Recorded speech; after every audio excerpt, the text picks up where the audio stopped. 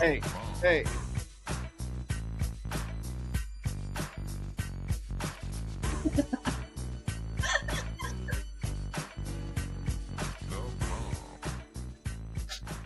All righty. We are here, second episode, guys. Actually, this is this is the first episode with a guest. So Yes, excited. here we go. Yes. Premiere with the guest, right? So welcome everybody, Boolean and Brews. We are here. Hello to my lovely co-hosts, Carrie Collier and Susanna Frazier. How y'all doing? Doing great. Doing Carrie, great. I'm not quite as nervous as last week. Oh, good. More excited. You're getting used to it. You're a superstar right now. You know what I mean? So, Carrie, we didn't even ask you about how your freaking cruise went. Cruise. Oh my gosh, it was so much fun. It was my first time going on a cruise. We went on Carnival, the fun ship. A good friend of mine turned 40, so she wanted to do something big with all her friends. We all have kids, so kids allowed. But it was a great time. Just a little bit of drama around 2 a.m. I guess the boyfriend and the girlfriend, not married, girlfriend cheated, and he found out that night on the very first. Well, the first night of the cruise, I guess he found out that she cheated on him, period, and they had a whole 5 long days together. Dang. So they attempted to kill each other in the room. Apparently, there was all kinds of noise happening. Oh no! My friends had to call the ship people. They came, called all the rooms to figure out which room it was. They called our room. My husband had to go outside, and they're like, "Oh, sorry, not you." And anyway, they ended up taking him to the brig. So cruise ships have little jails. Didn't know that. Gosh. But the next morning, they looked over to look and see if anything was broken, because they said it sounded like they were literally killing each other. And so there was a mattress. He had taken, or she, I don't really know. Somebody took a mattress onto the balcony of the cruise ship. So that's how we heard it. Holy crap, man. Yeah. That's wild. It was wild. But overall, it was a great time. The islands were cool. The water was blue. It was warm. It was just drinks were flowing. That's what's important. Yeah. Blue water. You know what I mean? It was really fun. Good. Susanna, what's up with you? No news is good news in my world. Last week I got to go see Shaky Graves one night, and I got to see the Dixie Chicks another night. So I'm just moving and grooving along, man. Yeah, You're like Chicks, they shred. You're like a concert goer. I know. Goers, yeah. I love it. Just that's awesome. Music it makes me feel alive, and I just love to dance. So yeah. Sign me up. Awesome. Amazing. What about you, Chewy? What's new in your world, bud? So yeah, I mean, listen, this was really the first weekend that I didn't do shit and I didn't have anything planned. All of the softball games, baseball games done, right? So I didn't do anything. I did yard work, and that was pretty much it. And just kind of, I don't know. I saw something about brisket. Oh yeah, that was the brisket. Let's talk about the brisket real quick. Yo, what's that? Yeah, so listen, the brisket, man. This was the best one that I've done, and I just feel like it was so good. It was just so good. The temperatures were perfect. The timing was perfect. It was just awesome. So yeah, brisket, man. Brisket's my thing. And the thing is I'm on this kind of heavy protein diet, so I'm cutting out a lot of carbs, except for when I have one of these. But I've limited my carbs, and I've dropped 12 pounds. It's pretty wild. Wow. So, whoa. Yeah. That's really good. Pretty cool. So I'm pretty happy about that. And hopefully I'll look nice and sexy for the fall. So anyways. That's not hard. Yeah, no, stop. Okay, so listen, Carrie, let's talk story. What's going on, TA? Okay. Well, oh, wait a minute. some layoffs. I forgot. Our beer. What y'all I drinking? really want to pop mine. Yeah, what y'all drinking? I know. What y'all drinking? You want me to do the beer? Yeah, go for it. Do the beer. Do the beer. So tonight we are having Victory Golden Monkey. Ooh, nice. Belgian style triple ale with added spice. Where is this made? Okay. That sounds delicious already. I don't know where it is on the bottle. So TBD on where that is. Oh, Downington, Pennsylvania is where it is. Downingtown. Yeah, it's right now. Yeah, man. That's right there. So story about this beer quickly. I'll be brief. My husband and I, Robbie, right before we moved the first time to Georgia when he was active duty, we had beers over at Capitol Ale House in Richmond. Okay. And our good friend, Will Richardson, he's a chef actually in Richmond. He makes ramen and he actually had a store and a traveling food cart things. I forget what they're called. Food truck. Anyways, so he has one of those. You said, But you said traveling food cart, y'all. Yes. I was on the spot and I couldn't remember. I'm really bad with words. Okay. So anyway, he served us one of these beers at Capitol Ale House and we were like, wow, this is really good. We're going to have this forever. And it came in like a little fancy cup, you know? Love This it. is the tester cups, but I didn't have the big fancy cup. So that's my story. That's the beer of the night. Love it. Susanna. Love it. What you got, Susanna? Oh, Ooh. that sounds easy. I'm Love here for it.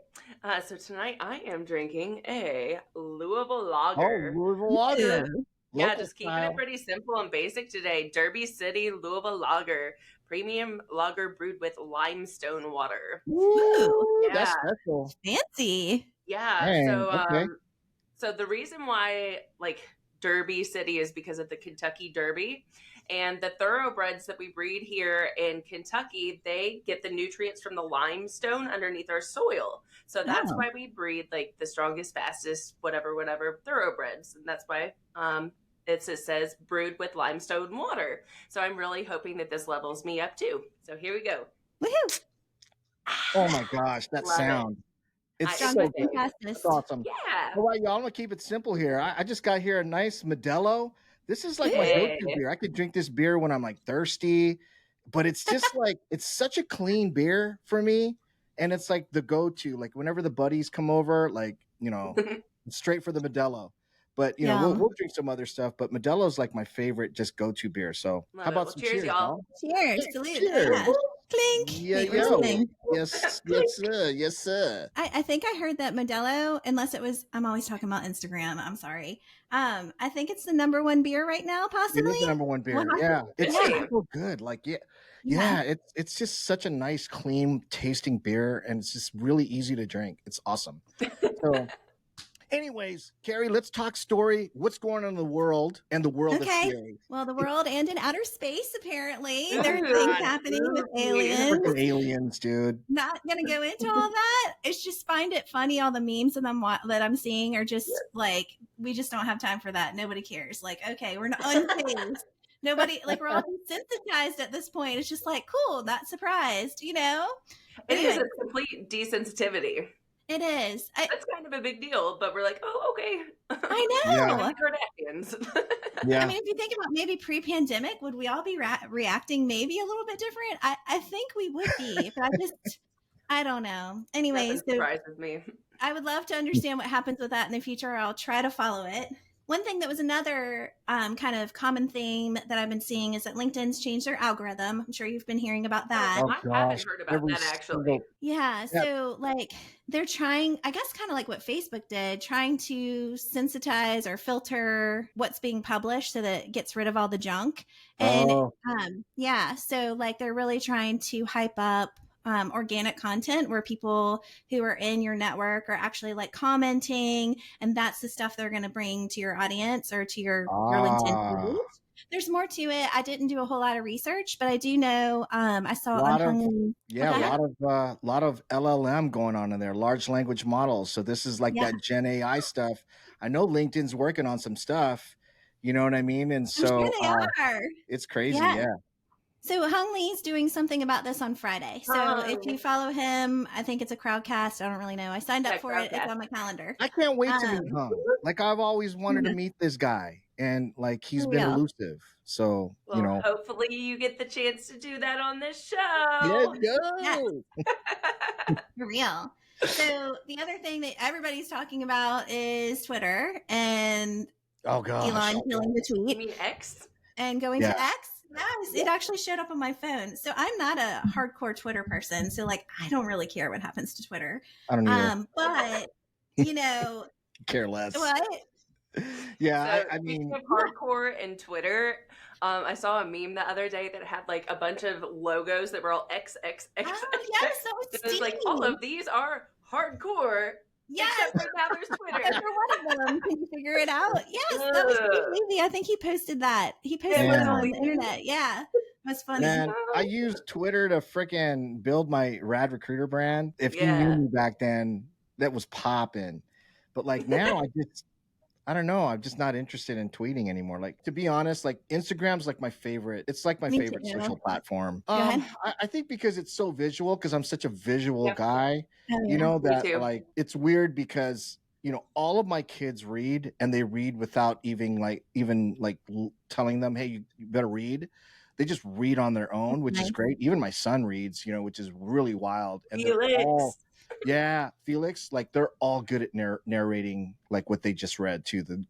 Oh, good. Mom will That's be like, awesome. hey, I want you guys to read the first 3 chapters or 3 chapters, next 3 chapters. Okay, after they're done, okay, narrate 3 chapters that you just read to me. And like they just do it, and it's just like, wow, like I never had that Mind-blowing. level. I've never had that level Okay. of comprehension, because I was just Comprehension. like, Yeah. I was just like a basic kid, you know what I mean? All I wanted to do was have fun.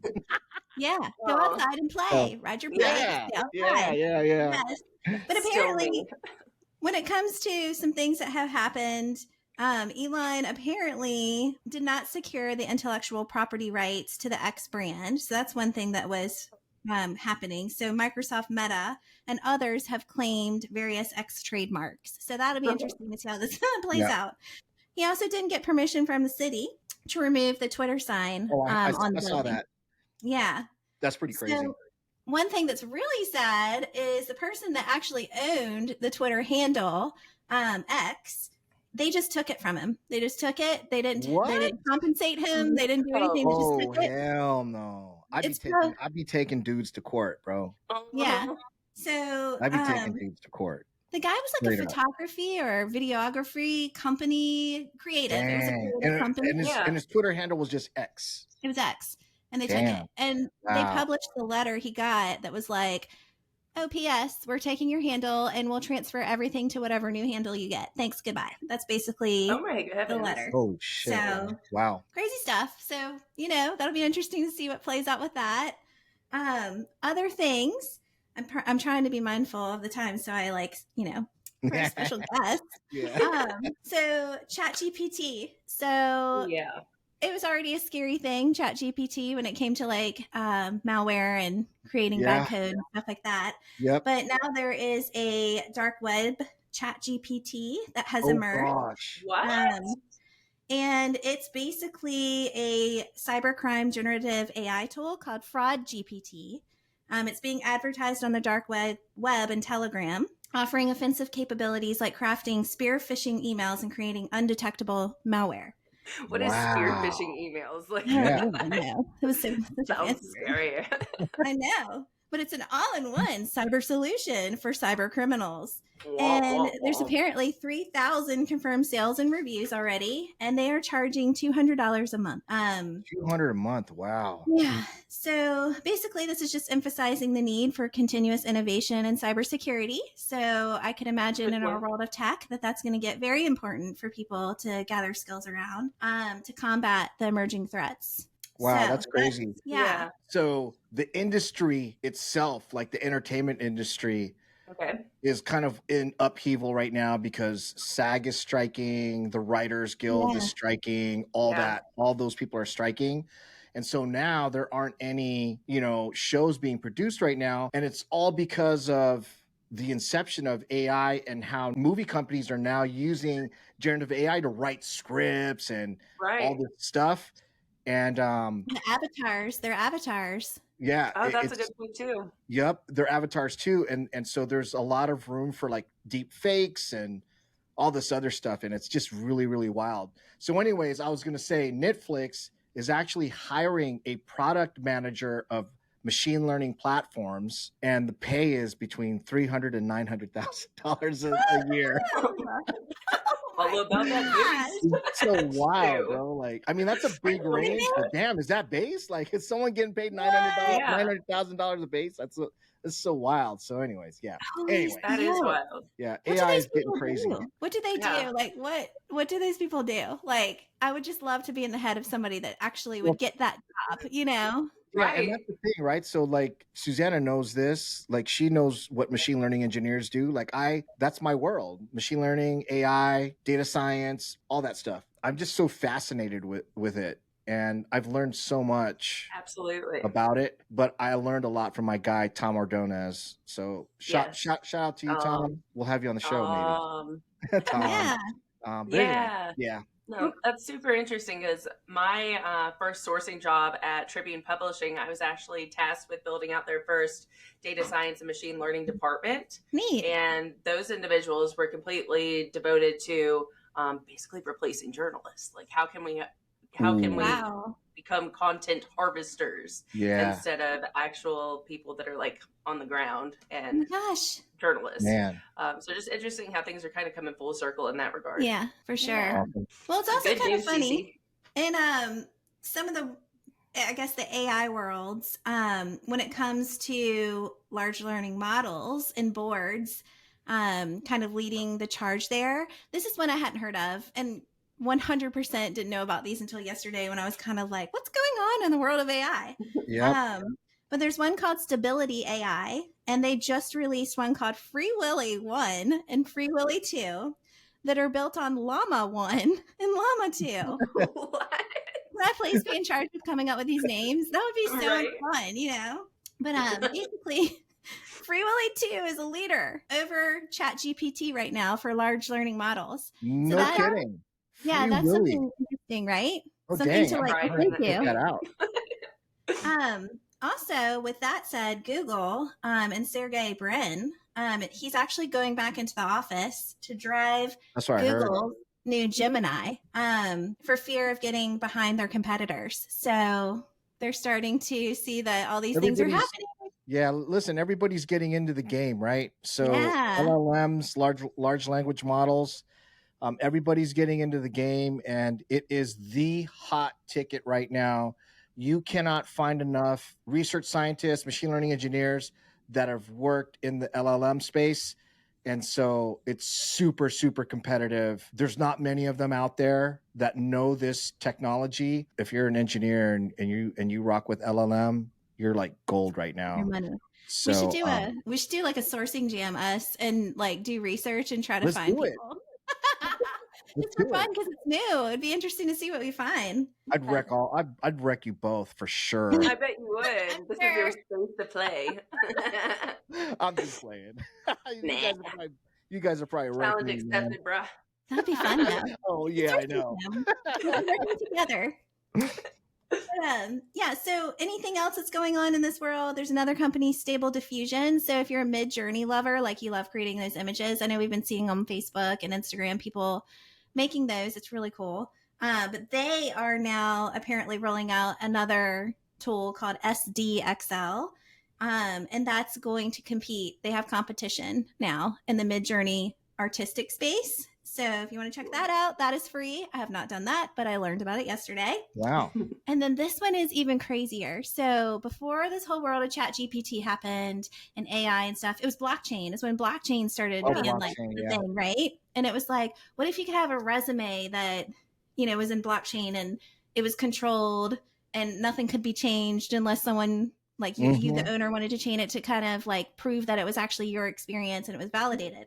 Well, now OpenAI is getting into the business of AI plus crypto. So they've created something called WorldCoin to solve identity problems and proof of person. So there's something called an orb, and it scans your eyes, and it's looking at all, because nobody's eyes are the same. And it's basically biometric data to differentiate between an AI generated thing and a human generated thing. So man, speaking of that, this is up my alley right here. So there's an app similar to that spots fake sneakers, like fake Nike, like fake Jordans, you know. Oh, no, they didn't. Yeah, and apparently it's called gosh, what is it called? It's called something like fake or something like that, or sneak. Sneaky, Sneak. It's like a 2-word like Sneaky bake. yeah. But it's just cool because like you're able to upload, like you could take your shoe, take a picture of it, and the AI basically can tell whether or not you have a fake Jordan or a fake like New Balance or a fake Dang. Kohan or whatever it may be. And I'm Yeah. like, man, that's kind of cool, but like how I don't know, I don't even know how accurate it is. So I don't know, maybe I'll try it, and I'll be really, really bummed if one of my Jordans or Nikes, my Aw. prized Nikes came up fake. So, but I will I bet say they can this. do that with like purses too. Yeah. Yeah. Ooh, yeah. I think that's going to be the next Yeah. thing. That's going to be the next thing. But anybody who has Panda Dunks, Nike Panda Dunks, whoever has these shoes, you better go check your shoes because you're probably wearing fakes. Bro. Ew. Yeah. So there you Okay. go. You paid $200 for a pair of, you paid $50 for a pair of shoes that's just fake as, I don't know. I'm not even going to say it, bro. All right.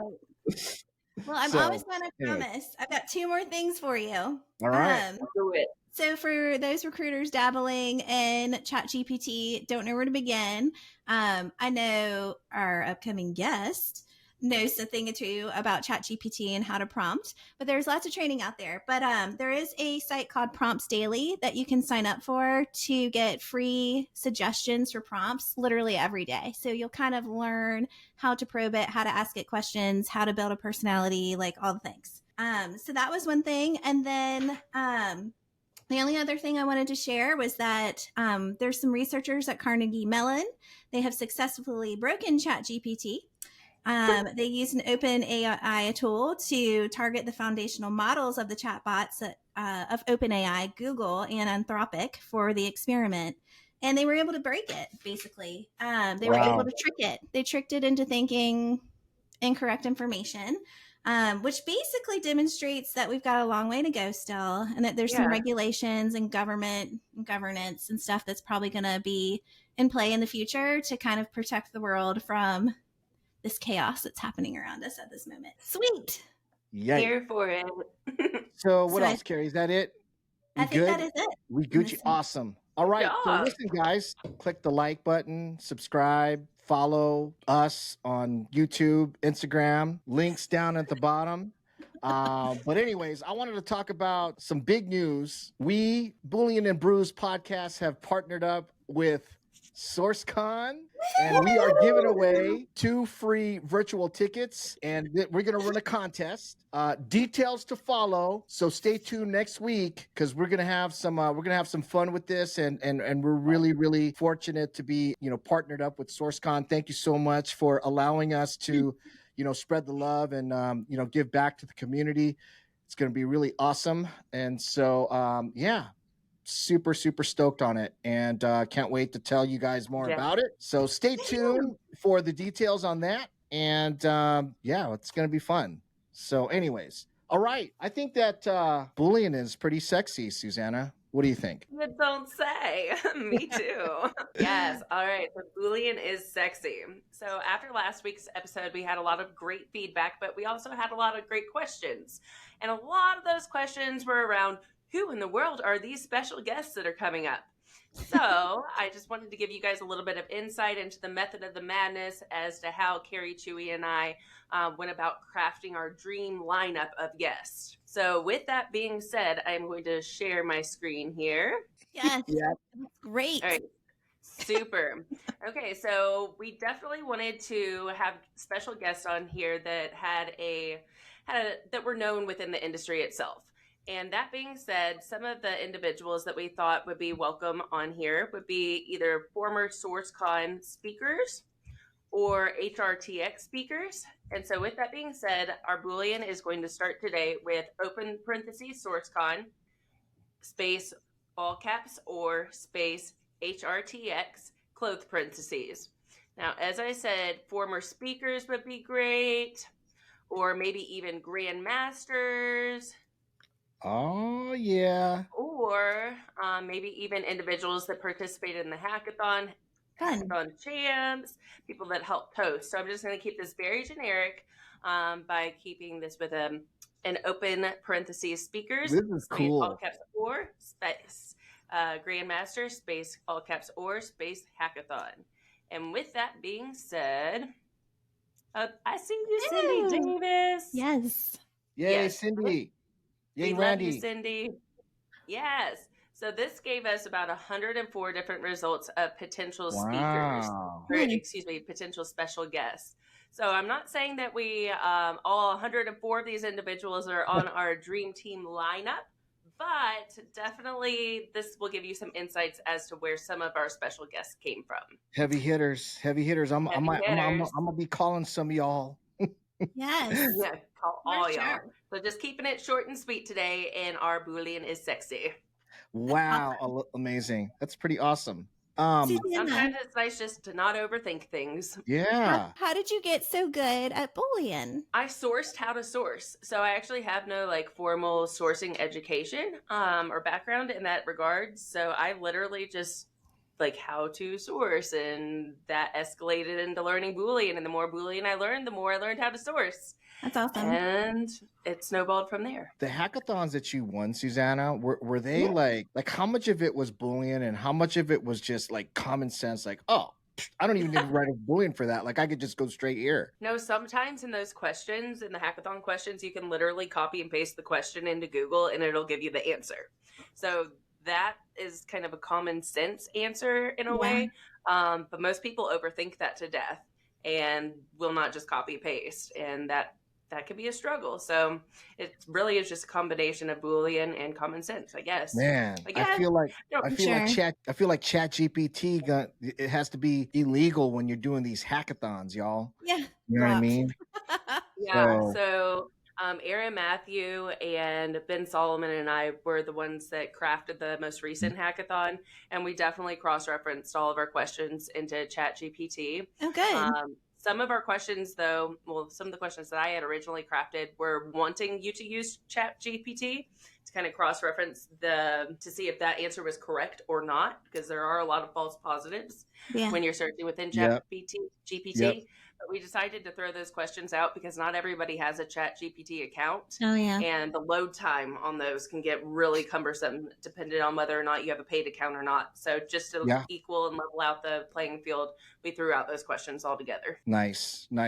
Shout out to Seth Davis, who won the last hackathon. Oh, yeah. Bro, seriously, let me just tell you a quick story. Like, so I was emceeing this event. This was in Dallas. Like, it was wild because Maisha was in this too, virtually, right? Yeah, Maisha was virtual. She was killing them in the beginning. Like, oh, yo, I was like, that's it. Maisha gonna run away with this because, like, you know, she just kept on racking up points. And Seth is like sitting by himself. Like, I didn't even notice Seth until I found out who he was. Right? It was wild. So like, shout out Seth Davis. Yo, we're gonna have you on the show one of these days, bro. I promise you. So anyways, I was like emceeing it. I kept on seeing Maisha. I was like, oh, she running away with it. It's a wrap. And so, and then Seth was like, I don't know, he was like in 6th, 7th place, and he kind of like started climbing up the leaderboard. Wow, that's I was cool. like, oh, Seth Davis in 4th. Oh no, Seth Davis in 3rd. And then next thing you know, Seth Davis is in 2nd. Like, and then you could see Seth, boy, his veins was popping out of his neck. Oh my gosh. all like muscle man, like, you know, and like it was wild, like he was concentrating, like, you know, and the next thing you know, and the next thing you know, Seth was in 1st place, and I forget who else was on there. But it was kind of neck and neck. But yeah, he he ran away with it. Once he started getting in a groove, I mean, it was done. Like, it was a wrap. Like, you already knew, like, and Seth was just by himself. Nobody was even around him. It was just Seth. Because Seth is kind of an unknown, right? But he was just absolutely just on fire that night, man. It was awesome. Yeah, it was great. It was great to see. So shout out to you. So after he won, I stalked him a bit on LinkedIn to be like, where in the heck did this guy come from? Yeah. I mean, he was an unknown, and now he's very known. But he has so much good formal education in terms of like going through AIRS training, Velaz's Nice. training, SourceCon Academy, like all of the Yeah. offerings possible. So I think that's a really good testament to just Yeah. continuing education and keeping your skills sharp. Because he came to play, and man, did he handle Yeah. it well. Yeah, but dude, those neck veins. Man, I saw that. Seth I was like, is- oh, he that is was for real? serious. he's serious, and like I don't know, like because I was like, man, and he wouldn't like, yo, I would put the mic to him and ask him a couple. That fool wouldn't answer. He was so focused, he was so laser focused, and Yeah. man, he Awesome. it was just awesome. And here And I listen, am, like I'm like dancing around the room, and then all of a sudden, like I noticed that Seth is doing so well, and like I couldn't stop touching him, like on the shoulder, and I was like, I'm really sorry. I'm like, oh my gosh, go, let's go. You got this. oh my gosh, dude, Didn't distract him one bit though. Seth Amazing. and Seth is like buff too. Like he's super in Yeah. shape, you know. And but man, when after the hackathon, we were talking, and he is like the absolute nicest person Yep. you will ever meet. It was a different scenario when this dude was trying to win the contest, because I swear the dude was going to turn into the Hulk or something. You know what I mean? Yes. But when you funny. talk to him, he's just he's super smart, and he's like the absolute nicest guy. So shout out to you, Seth. Nice. Yeah. I'm sure she expected it. I mean, it's just her second time, you know? All right. Here she is. She's in the lobby, y'all. I'm gonna get to it. Oh my God. Hey y'all, can you hear me okay? Yeah. Ladies and Hey. gentlemen, we have a special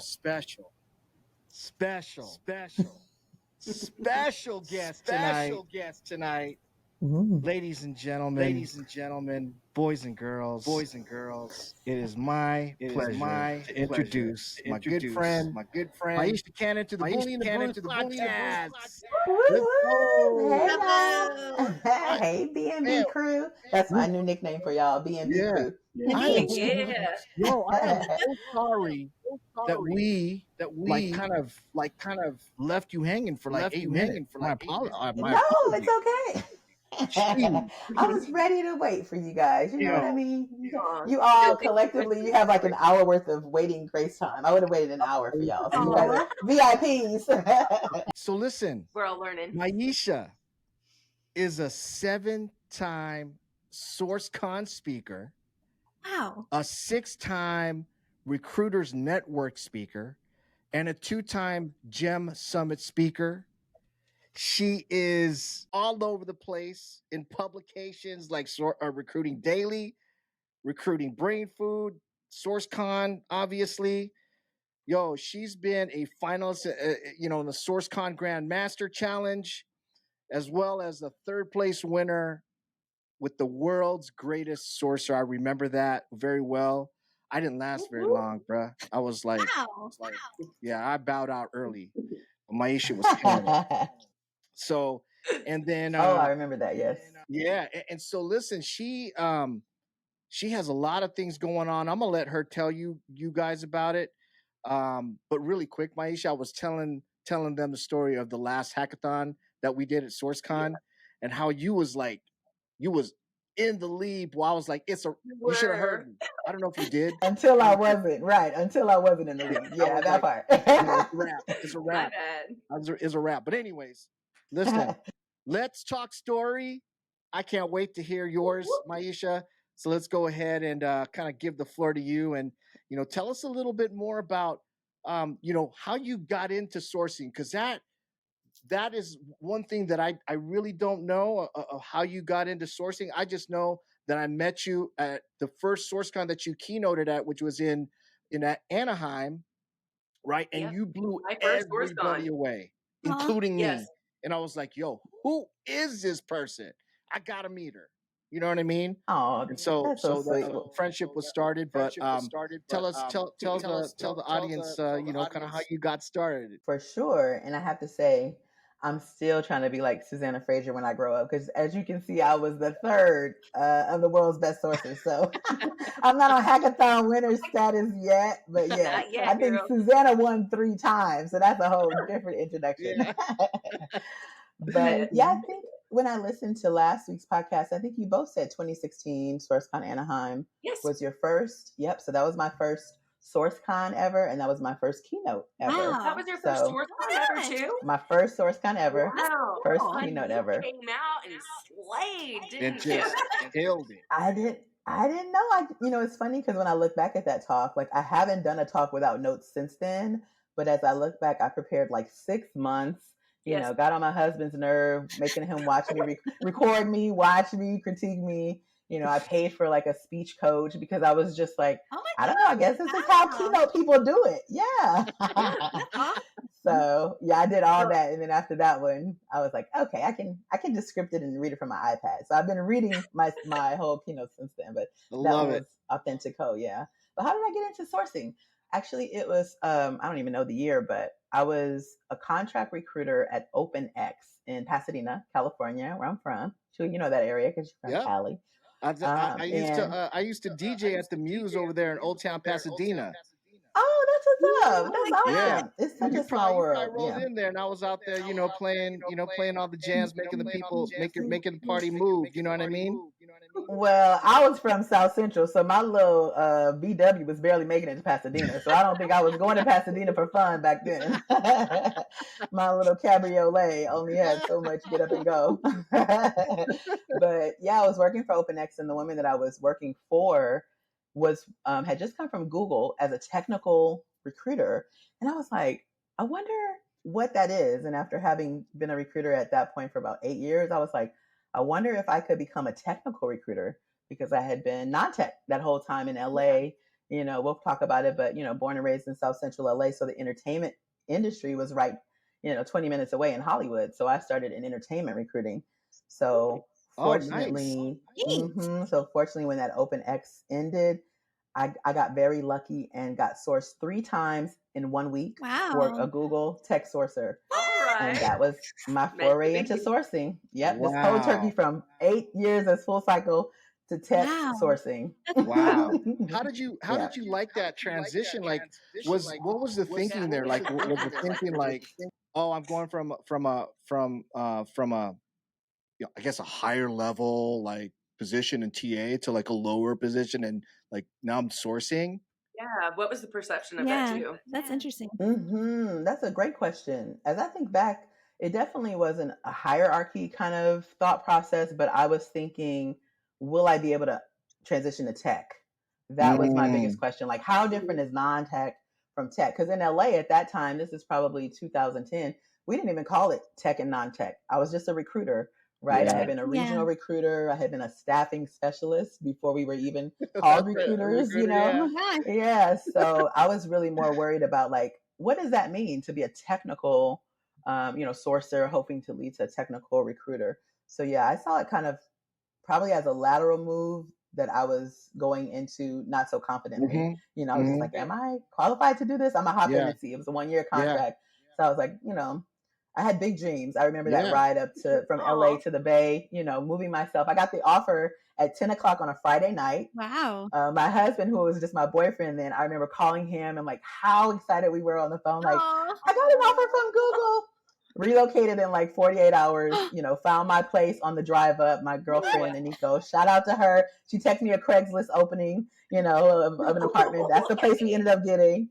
And I just remember having such high hopes. Like, I'm going to use I'm going to kill this contract. I'm going to get converted to staff. I'm going to do all these great things with my 20% time. I guess I had read about 20% time. Oh, yeah. And I barely made it through that year alive. Like, I think by month 11, I was like, check, please. Like, get me out of here. But oh my God. So yeah, it was a man, that is really, really wild. Like, so like back then, I mean, even now, like if you think about like if you get a job at Google, it's like you've made it. You know what I mean? Like that is like kind of like that's like kind of like the pinnacle of recruiting and sourcing, But it's what's fascinating to me about that is that you came in as a technical sourcer, and this was when 2010 you said? So in 2010, 2011, 12. Actually, it was 2013 when I made that move to Google. Yeah. So 2013, you came in as a sourcer. Yep. And actually 2013 was like my first SourceCon that I went to, I think, or it was 2012, one of those two. Wow. So man, it's really wild how sourcing was popping at Google at the time. Yes. It's Yeah. really crazy. That's a Yes, good and I point. was like on the late freight because, by the time I got there in 2013, there had been people, that had either moved around like the Y2K period or, 5 or 6 years before me. And they were killing it. They had agency experience. I think you all talked about that last week. The people who came from agency murdered all of us who had come Oh. from just corporate. That was you, Carrie? Yes. Yeah. Props to those people, like the people that come from Robert Half. They had been through boot camp, so this was nothing for them and they would kill their numbers. But for me and some others, it was just kind of like a weird motion, like to go from a full desk recruiter to now very targeted research only Mhm. and understanding Yeah. rules of engagement. I had never heard of rules of Wow. engagement on a Yeah. team. So yeah, it was just like I said, a very steep learning curve. 6 months in, I actually didn't get my first offer extend until 6 months. And my Wow. first two people that met the bar, they said no to Google. They went elsewhere. Wow. So I remember, gosh. it was a girl and a guy, the first two, and I was just like, wait a minute, what? People say no to Google? Yeah. Wow. It was just a head, what Yeah. is it? That's Mind blowing crazy. emoji every day in there. Yeah, I was just like, Wow. what's going on? Yeah. That's crazy. Yes. That's crazy. So Maisha, when did tell the audience like when you started, like when you were a technical sourcer, or were you when you were a talent sourcer at Google, like what kind of techniques were you using back then? Like, were you using Boolean strings? Were you using like, different platforms to go look for people? Like what was your deal? Yeah, it's interesting. I came in with that mindset, Shui, because I remember Googling the phrase, how do Google recruiters find people? And I think Mhm. that was in preparation for my phone interview. Nice. And so I wrote down, I might still have it in my Evernote, like, it was like a long list of things that included Boolean. And I had used Boolean just a bit. So yeah, definitely Boolean was in my kind of toolkit. But the thing I had to do more than anything was just like learn resilience and get Yeah. really like familiar with the tools that we were using. So like that's when I learned about filters in LinkedIn Recruiter, like day one. Like you can reach out to someone when they just have joined LinkedIn day one, or you can set up alerts for yourself so you don't have to go in and search. So I started getting like deep into just like hacking the tools that we had. And it was to a Absolutely. point, where I was competing with the New York recruiters because Wow. they were 3 hours ahead of us. So Ooh. say if, Carrie and Susanna just joined Point. LinkedIn today and I'm waking up at 9 a.m., it's already noon. And the Yeah. best recruiters over on the East Coast already claimed them, right? They've claimed them. And Yeah. now From Google. Carrie and Susanna are theirs for, Yeah.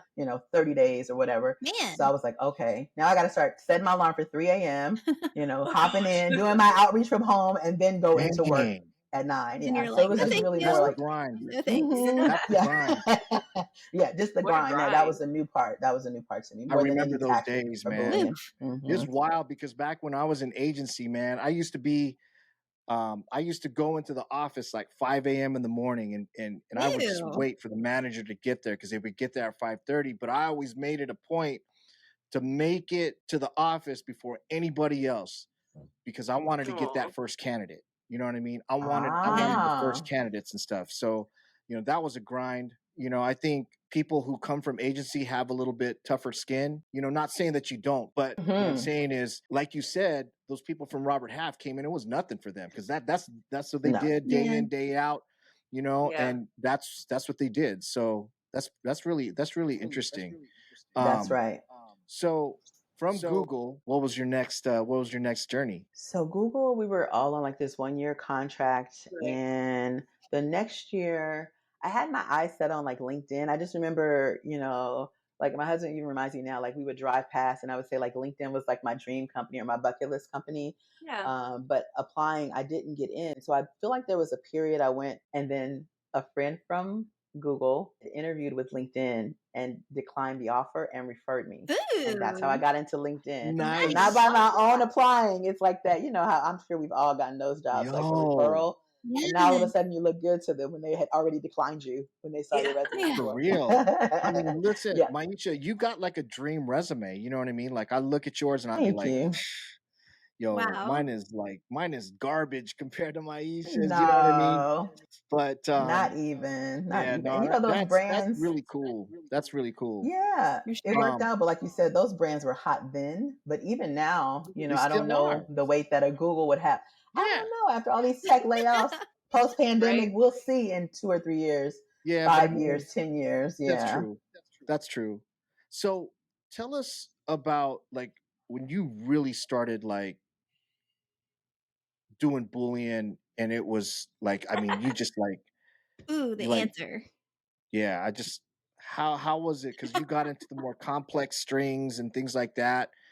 Like, how did you develop that? Was it? I know for me, it's an everyday thing. I have to do Boolean every day just so that Yeah. I can keep fresh with it. Because if I don't, I'll lose it and I don't know what to do. Okay.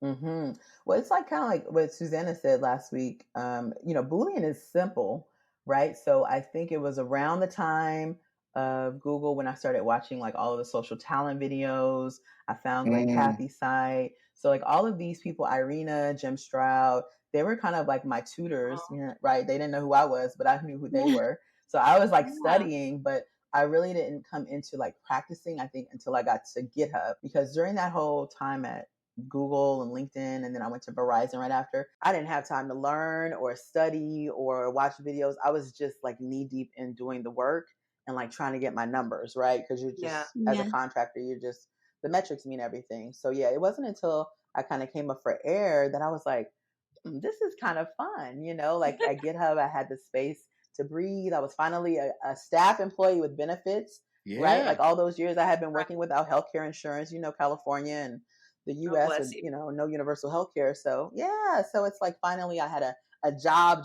like the job that my mom wanted me to get 10 years prior when I graduated from Yeah. college. Now So that was when I explored. now tell the people where you went to college. So I went to school down in LA where I'm from at Loyola Marymount, and that was right after high Lions. school. LMU, yep, LMU, fight on. No, I'm mixing the two. So LMU was, did we have a motto? We weren't as cool as No, USC. I don't think So LMU had a motto. it Y'all was the had Lions. yep. We would say LMU, no, that was just the black folks on campus. Love But it. then, 10 years after LMU, I went to USC, which is the Fight On, Go and that's also Trojans, in fight South on. Central. Let's go. University of South Central, University of Stuck Up Children, all the acronyms. Yeah, and that's where I did my grad studies. But yeah, Nice. LMU was right down the street from, South Central. Just take Manchester right on down, to Smart, LMU, to the y'all. nice part of town. She's smart. She's smart. Let's go. That's why she is where she is right now, So that's cool. That is so cool, Maisha. Carrie, you had a question for Maisha, a really interesting one. I do. So I'd like to ask this question because I feel like it's so interesting to understand where people's minds are. But when it comes to you in the sourcing recruiting world, right? That's one thing. But if that didn't exist and that was not part of your life, where or what would you be doing at this point in your life, do you think? Wow, at this point, that's a good question. What came to mind first is like back then, if I didn't have it, I would have been a teacher, because I did teach elementary. I taught special ed for a little bit. Susanna too. Oh wow. Oh, did you really? Same as That's Susanna. good. Yes. Oh, kinder. Okay, see, hats off to you, because so I graduated from LMU in '99, and there was a shortage of teachers. So they were offering something called an emergency credential, where you didn't have to have a teaching degree. Wow. You just needed a bachelor's, and you need to take the CBEST. So I took the CBEST. I taught special ed for elementary that year. But then I got the idea that I wanted to go to first grade.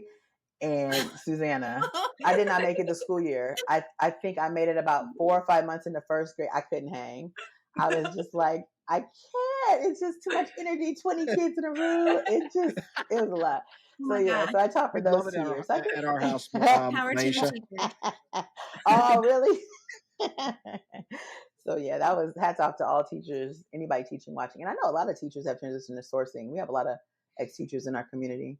But yeah, if I wasn't teaching, in my mind, I think I want to be a DJ. I don't know if I'd be good enough to be a DJ, but like Hey, let me know, Cinderella. man. I'll put you on, bro. What Can would you your teach me, DJ Chewy? name That Yeah, would be absolutely. yeah, that would be 100%. awesome. Yes, You know, that would be Maisha, what would awesome. your DJ name be? Listen, I DJ Boo? Oh, yeah. DJ. Nah, it would probably be in college. My girlfriend and I did like this whole album, like a Weird Al Yankovic style album where I did like, parodies of songs, and my rap name was Black Mai Tai. So I guess I'd be like Damn! DJ Black Mai Tai. Oh, that is so dope. Man, that's a fun fact for real. All That's right. I dope. know, right? Never Heck before yeah. shared on the interwebs. Yeah. Oh my gosh, that is so friggin' awesome. Now, That is what's your so DJ name, Chewy? What was your M3, DJ name? M3, Okay. 3Z, M3Z. M3Z. You know, so yeah. I What mean, does the M stand for? what's that? What does the M stand for? That's my first initial, and then the 3 is a third letter in the alphabet is a C. Oh. So those are my initials. So I call myself M3. So people think like, oh, you name yourself after a BMW. Like, no,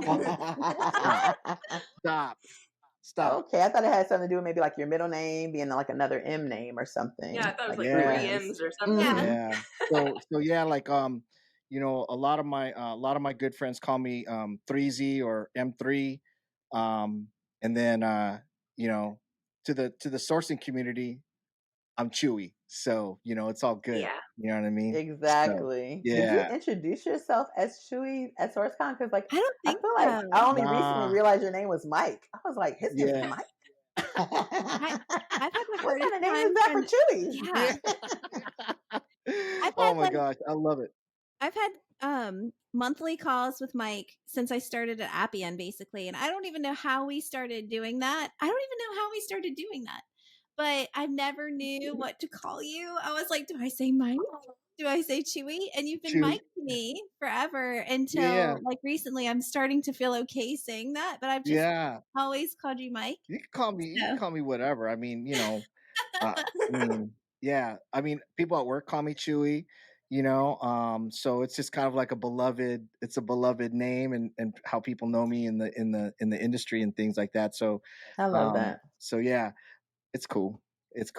Yes. But Susanna, you got a question for Miss Maisha? I know you do. I always have lots and lots and lots of questions.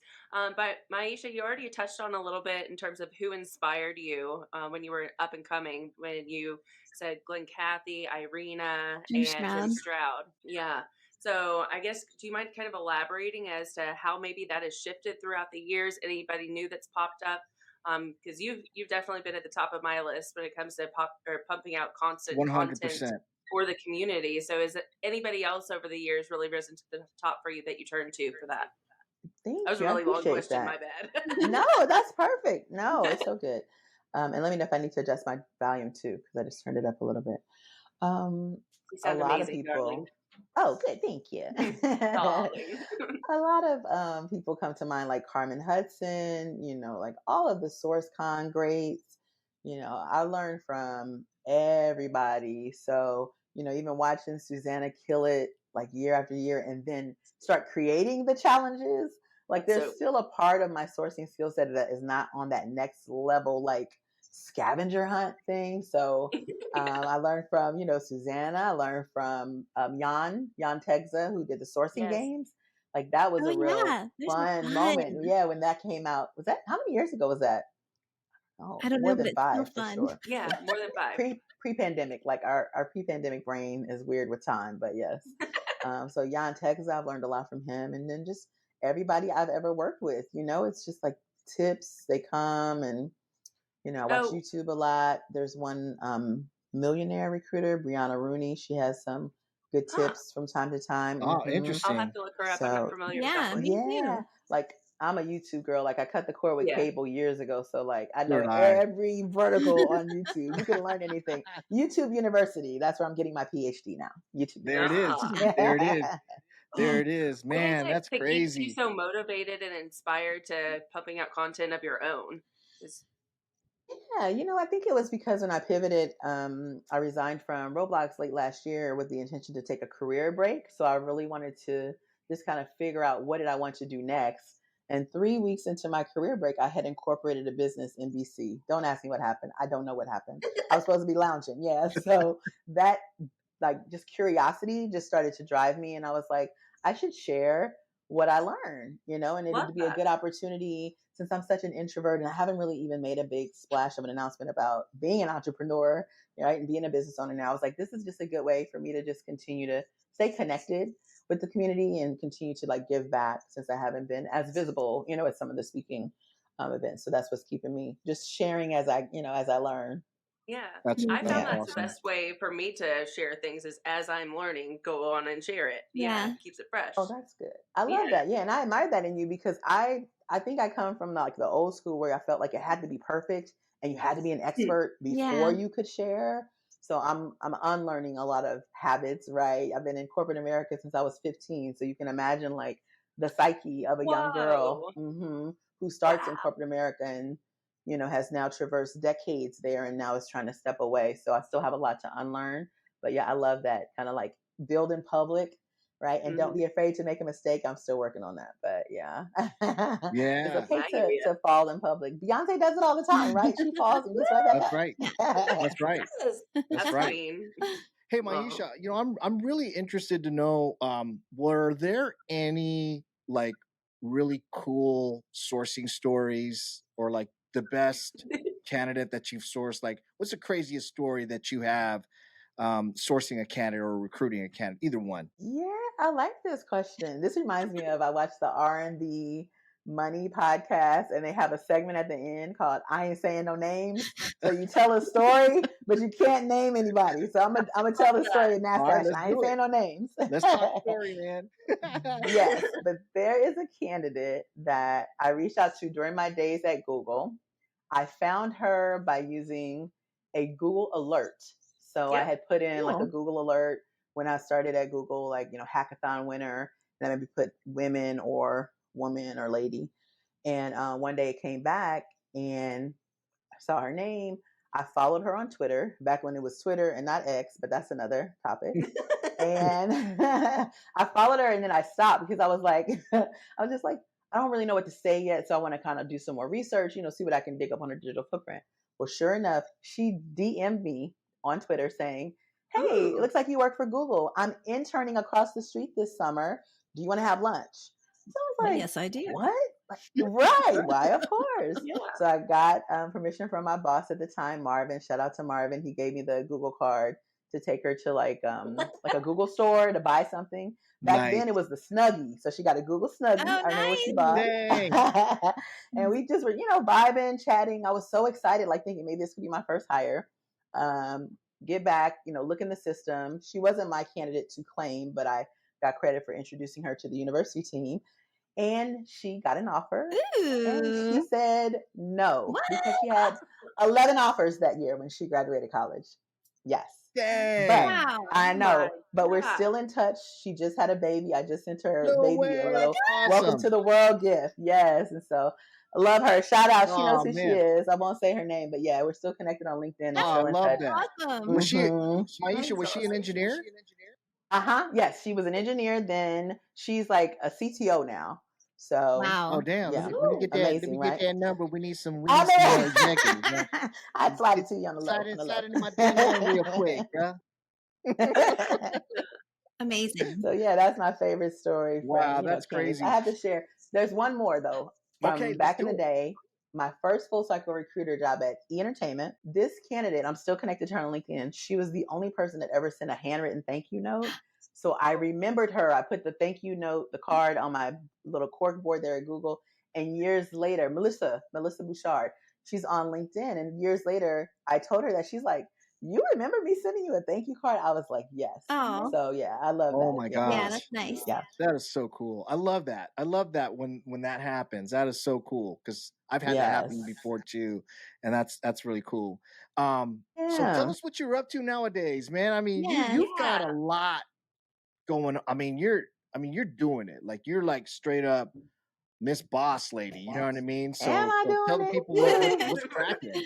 Am I doing it, or is GPT helping me do it? I don't know. We're gonna get into that. Yes.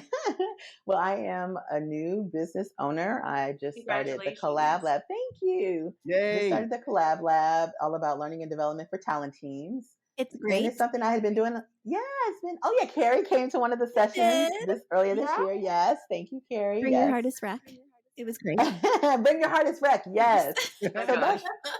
I love that. Yeah. So it's like what I've been doing on the side for 10 years and could never really do fully because I was always working somewhere. And I just thought, why not do it full time or, as much as I want right now. So getting a lot of fulfillment from that, from exploring with different things. Like Carrie got to see the bring your own or bring your hardest wreck, BYHR, I think I called it. I'm So are doing these different like webinars that you're offering? Is that kind of. So I call them learning labs, right? okay? Because they're not your traditional workshops, not really training. It's really Mhm. about collaborative learning. So it's about us getting in a room and sharing what we know, right? So Oh, I I'm more love of that. a guide on Yeah. the side and not a sage Yeah. on the stage. So I'm here to learn from Great. Chewy. I want to learn from Susanna. Oh, Carrie will that's, drop some that's tips. so And that's awesome. exactly what happened that day. Like I was taking notes, in that session, learning from the people that showed up. So Yeah. It was yeah, great. so that's what I just Oh, want to facilitate those conversations. That's what I get a this lot of energy is from doing. Wonderful. no one else is doing this, Maisha. You know what I mean? So you I you want know. you're like one and only. You know what I mean? So Hey, shout out to you, man. Like hey, thank you. that's just amazing. And I guess I wouldn't expect anything less from you because you're such a Never. brilliant mind. So I that's a flex. You know what I mean? Because nobody And else is Lucky. doing what you're doing. I love So the Thank you. I company appreciate name that, it's pretty cool. too. Chewy. Yeah, Collab Lab. Yeah. Like Oh, that's good. The just collab Yeah, so like lab. collab Yeah. lab. I Collab love Lab. that. I I'm like, love I that. love that. Yeah, I It's know. catchy. It's kind of like a tongue twister too, but I I was love like, I hope that. people can say it. Yeah, But no, yeah, just a place absolutely. to come and collaborate. And I'm sure each of you have noticed this too, like on teams all these years, especially distributed teams, but even when you're in person with peeps, it's like you really never get to unleash your own hidden superpower, your own hidden wisdom with your team. Usually you're on a call being talked at, talked to, ranked, who's the best, who's the worst, go do better. But like rarely can you get in a room and like share all your secrets and like empower each other. So that's what Yeah. I'm hoping I can bring to I love it. teams. It's Yeah. I love awesome. it. Love that. Now you have another project, or actually there are two impact projects that you can't get enough of. One is tracing your roots, and number two Really? is this site for designing called Journals for Black Girls. Tell us a little bit more about that. Yeah. So the first one is like, tracing your roots. This is something all of you can connect to. I call it sourcing for dead people. So that's what genealogy is. Yes. And that's why it's so much fun. So that was my first pandemic hobby. I think 2020, 2021, I was just like consumed with my family tree. So I built it from 0 to 750 and now I'm like stuck. Wow. But my gosh. yeah, now that I stalled out on that, I've pivoted to Black Girl Journals. And I've always been a journaler. I don't know if any of you journal, Mhm. but like every time I'm at Target, I'll just pick up a journal. But I realized over the years, since a teenager, none of the journals had like people that looked like me on it. It was always like pictures of a flower or, pictures of other people that were beautiful, but that didn't look like me. So I have a line of over 300 journals on Amazon, all with Wow. Black women and girls on the covers and, blank pages or fun surprises inside for you to just journal.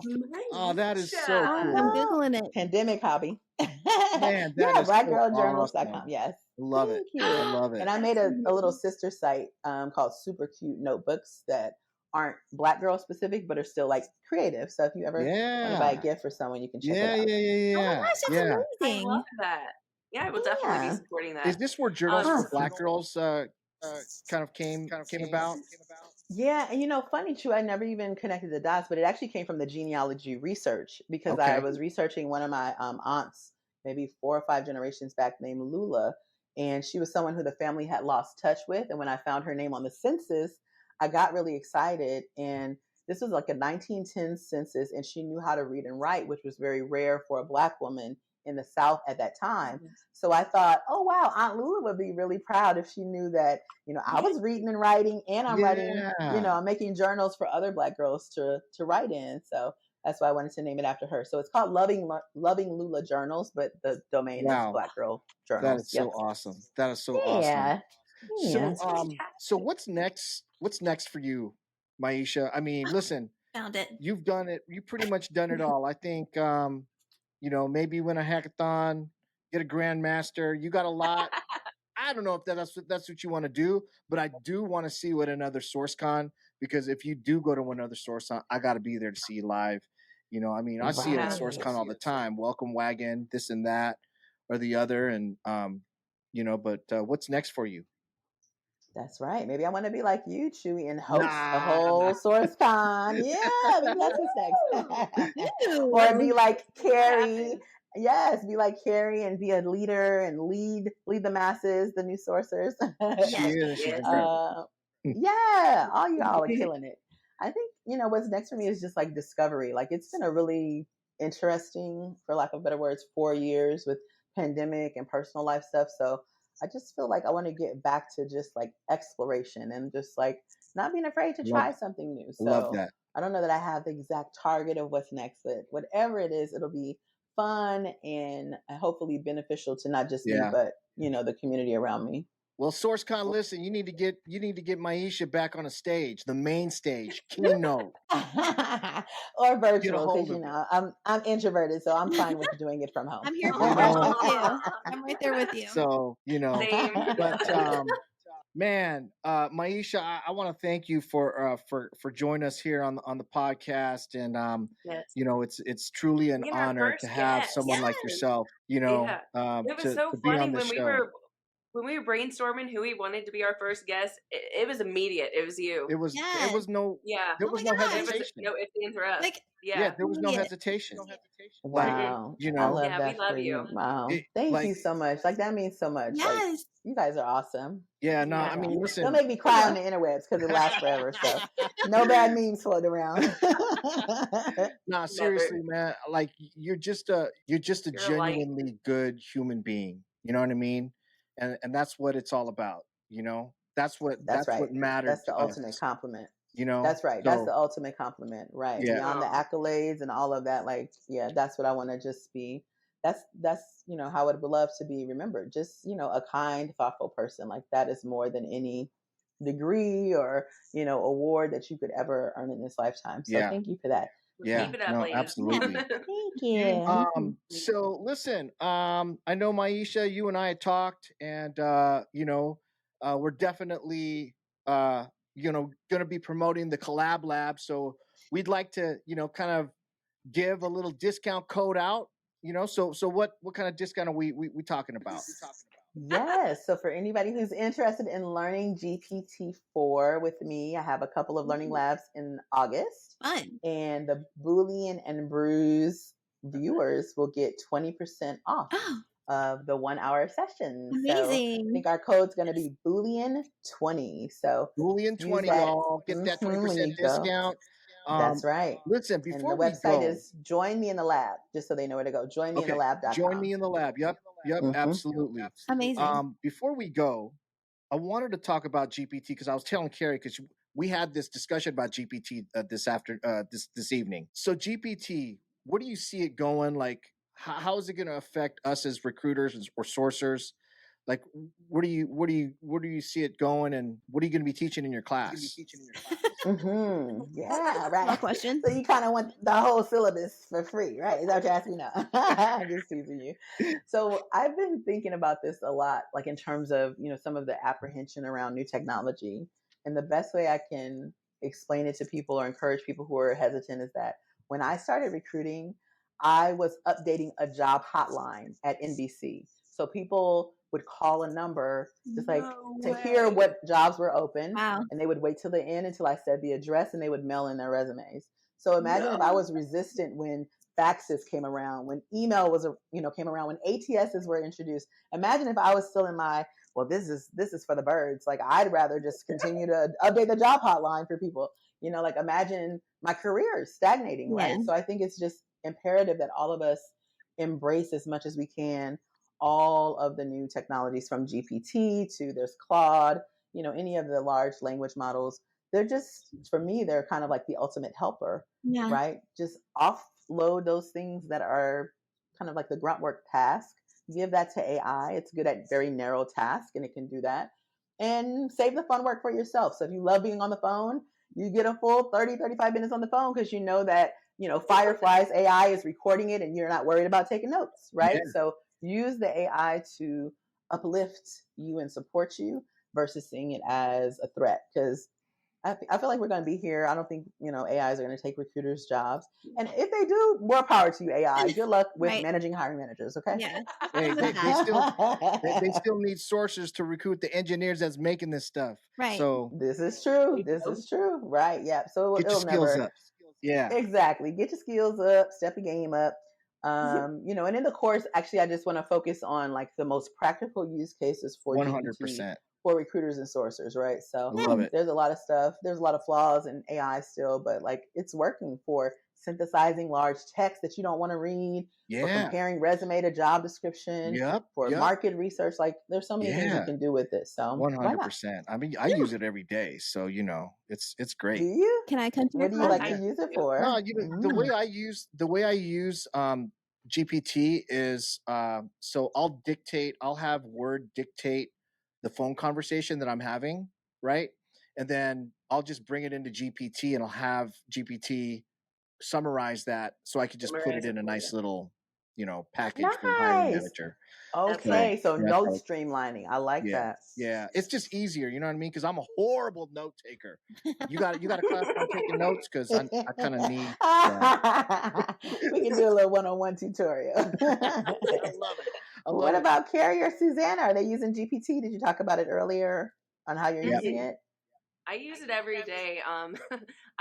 So when I send an email, I tend to like use a lot of exclamation points, and these are professional emails, and that's just the way that I think out loud, and it flows into an email all the time. I'm always so excited, and it's not necessarily the most professional email. So I always slap that sucker into Chat GPT and I say, rephrase this professionally. And then I send the email. So I love that. That's a really good smart, one. But yes. Yeah. So it takes away all the exclamation points and makes it more dry and boring. Like people like to get these dry and boring emails. Exactly. I'm an exclamation point kind of guy. Yeah. I don't know why. Me too. Yeah. I think we all are as recruiters because we're like, be excited about this job because it's so exciting. We want you to be excited too, and this is the only way I can show you. Like, minus the me. But ChatGPT, calm me down. That's a good. Yes, you should train it to just whenever you say "calm me down," it'll know to just revise it. Yeah, exactly. What about you, Carrie? So I'm the same way. I'm always trying to help it make me more professional because, as you know, I can't ever find the right words for what I'm trying to say. Rolling food cart. So it would tell me food truck. But anyway, so I use it for that, and then I'll take articles. Rolling food cart. Yes.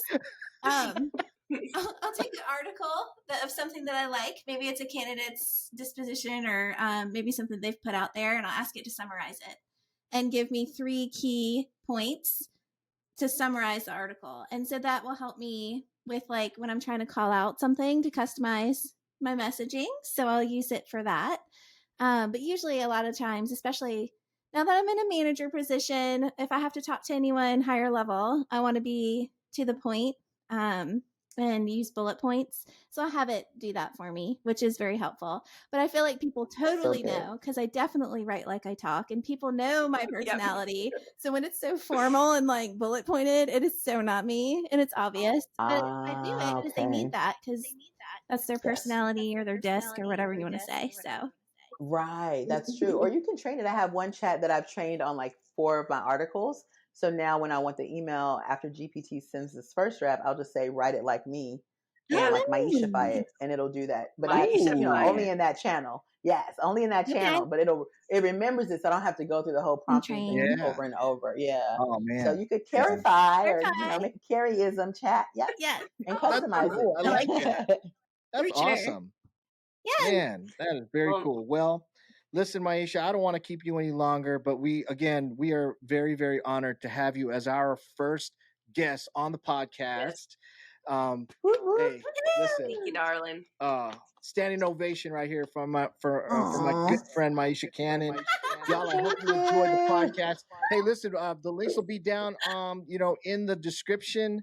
Maisha, tell the people where they can find you, and you're already famous, but I mean, so not people where you can find you. I think you can go to MaishaC.com, and I think that just takes you to my LinkedIn And then you'll see the Join Me in the Lab link there, and lots of content that I hope you find useful. So please follow, comment. I love just interacting with the community asynchronously now that we're all working remotely. Yes. So let's keep the conversation flowing. Yeah, no, absolutely. Again, thank you so much for coming on the pod, and we hope to have you back as a guest again. I know we will. And so yeah, we really appreciate you. Season two, yes, Season 2, baby. Season sure. 2, season 2. Let's do it. Yeah. But yeah, we really appreciate you coming on the pod again, and the best We'll of see you luck in the to lab. you. The best of luck to you, Yes. and we will catch you on the next Boolean and Brews podcast, y'all. See ya. Thank you. Bye. Thank Bye, y'all. y'all.